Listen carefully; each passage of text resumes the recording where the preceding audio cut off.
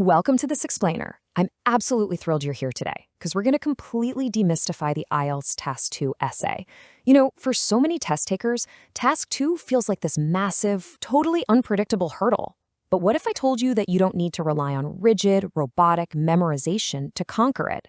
Today, we're looking at the 5 major IELTS Task 2 essay types through a completely different lens. We're going to treat them like architectural blueprints. Once you understand the specific floor plan required for each question type, constructing a high-scoring essay becomes incredibly logical, predictable, and honestly, pretty satisfying. Okay, let's dive into this because this is the exact pain point so many focused learners face. You study advanced vocabulary. You practice your grammar until you're blue in the face, but no matter what you do, your score is just glued to a 6.5. So, why? Well, the data from examiner descriptors points directly to a core problem, and that's poor task response. Literally, 2 candidates can write essays with the exact same level of language, but they'll receive wildly different scores if one correctly identifies the essay type and the other doesn't. If you write a beautifully worded opinion essay when the prompt actually asks for discussion of both views, you are instantly hitting a score ceiling. There's no way around it. I absolutely love this quote from our source material because it perfectly captures the mindset shift you need to make to hit a band 7.0 or higher. You've got to stop treating every prompt like a nail just because you happen to have a hammer. You need to understand how each essay type thinks. It's like, well, a hospital requires a completely different architectural blueprint than a residential house, right? In the exact same way, an opinion essay requires a fundamentally different logical flow than an advantage/advantage essay.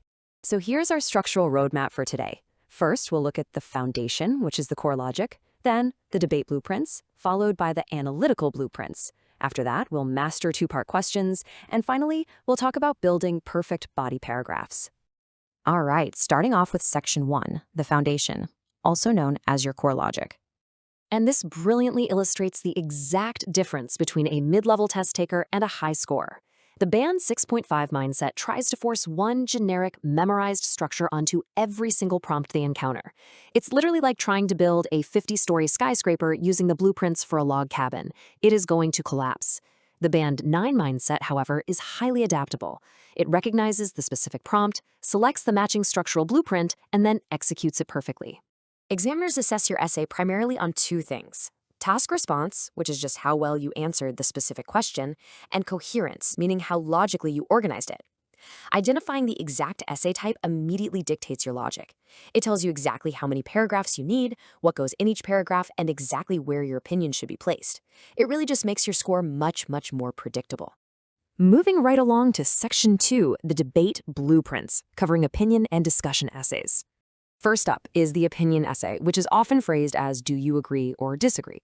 The sequence here is 4 distinct steps. You have your intro, where you paraphrase the prompt and state your view clearly. Then body paragraph 1 for your first supporting reason, body paragraph 2 for your second reason, and a conclusion summarizing the whole shebang. But listen closely to this. Neutrality is the absolute enemy here. Unless the prompt explicitly asks you to be neutral, examiners expect you to take a firm stance. Don't sit on the fence. You got to pick a side and defend it logically. Now contrast that with the discussion essay, usually phrased as discuss both views and give your opinion. Here, the sequence completely shifts. Your introduction paraphrases the debate, then body paragraph 1 must impartially discuss view A, and body paragraph 2 must impartially discuss view B. Only after you've fairly explored both sides do you actually reveal your own perspective, which you often do in the conclusion or a dedicated third body paragraph. If you treat this like an opinion essay and only argue one side, your task response score will absolutely plummet. You don't want that. Next up is section 3, the analytical blueprints. This covers advantages, disadvantages, and problem solution essays. Now, what's really interesting about this slide is the common trap it reveals. The structure itself looks super simple, right? Intro, body 1 for advantages, body 2 for disadvantages, and a conclusion. But the biggest mistake candidates make is treating this like an opinion essay.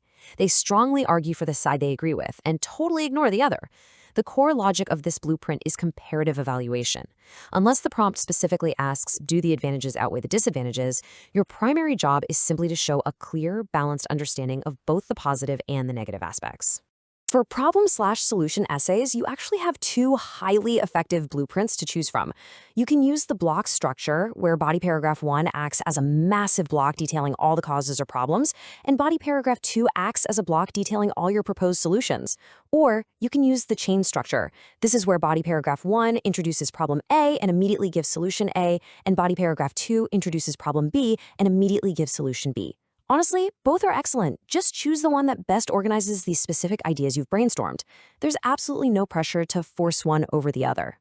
All right, moving into section 4, mastering two-part questions. This hybrid blueprint is notorious for catching test takers completely off guard, mostly because it doesn't use traditional keywords like agree or discuss. A two-part question literally just asks you two distinct questions about a topic. For example, why are people having children later in life?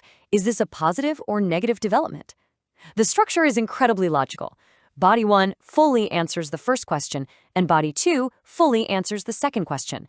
But I really must warn you here, if you get caught up and spend your whole essay beautifully answering only one of those questions, you're going to be penalized. Answering only half the prompt instantly caps your task response score at a maximum of a band 5, and that's no matter how perfect your English is. Finally, we arrive at section 5, building perfect body paragraphs. The absolute ultimate tool for this is the Peel method.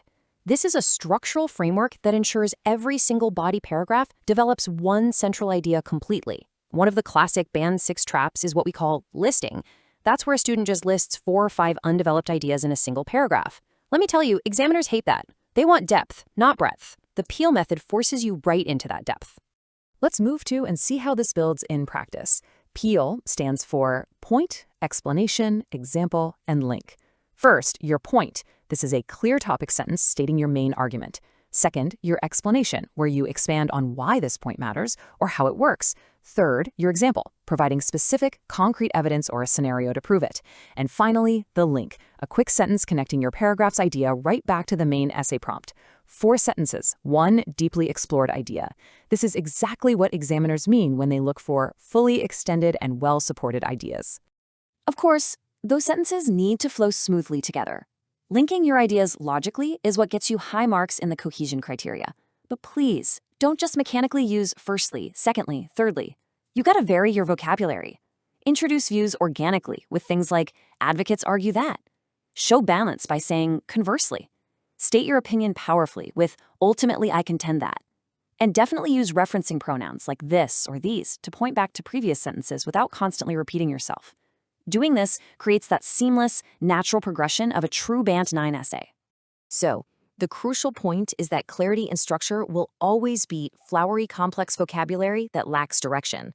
A major mistake candidates make, especially in opinion essays, is hiding what they truly think until the final sentence. They end up treating their conclusion like a plot twist in a movie. Don't do that. The examiner needs to know exactly where you stand right from the introduction, and that stance must be undeniably clear throughout the entire essay. All right, we've covered the foundations, the debate models, the analytical models, the two-part hybrid, and the paragraph bricks themselves. You now have the blueprints for literally every scenario the IELTS can throw at you. So here is my final question for you. Which architectural blueprint are you going to practice building today? Don't just sit there and watch this explainer. Grab a practice prompt right now, identify the type, draw out your floor plan, and start building. Happy writing, and I'll catch you next time.